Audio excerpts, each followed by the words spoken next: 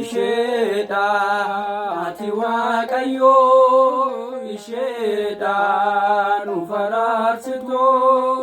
waa'ini dhiifamasaa karaa ishii dhufe maaram jennee beelaa'uu keenyaaf isheedha ati waaqayyo isheedha nu faraarsitu waa'ini dhiifamasaa karaa ishii dhufe maaram jennee beelaa'uu keenyaaf abbaan samiirratee ishee feelaateera Elisa yaananee isheerra ooleera hafuurri qulqulluu ishee golbobeera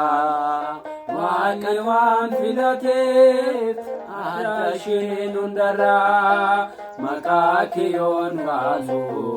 naan manguuta baangoo kanaaf dabalee si waamaadha koo si faarsadhiifti koo isheedha ati waaqayyo isheedha nu faraarsitu waa'ini dhiifamasaa karaa ishii dhufe maaram jennee beelaa'uu keenyaaf qulqulluun Daawit ishee arguuf hawweera maqaa ishee ol kaasee bagaanaan faarseera abbaan Yaaqoobee baay'isee jaalate waa'ee isaa labbeessaan gammachuun dubbate maqaa kiyyoon kaasu daa'imman guutaa baangoo kanaaf dabalee si waamaadha koo si waama giifti koo isheedha ati waaqayyo isheedha nu faraarsitu waa'ini dhiifamasaa karaa ishii dhufe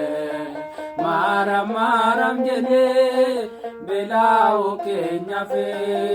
misaasaa lolaasaa yogguu keenya baase gaafa fannoo sana waan gooftaan dubbate harmee godha ishee kennuusiif laateera waadaan guyyaa sana laphee koorra jira maqaa kiyyoon kaasu daa'imman guutaa baangoo kanaaf dabalee si waamaadha koo si waama giifti koo isheedha nu faraarsitu isheedha waa'ini dhiifamasaa karaa ishii dhufe maaram jennee beelaa'uu keenyaaf isheedha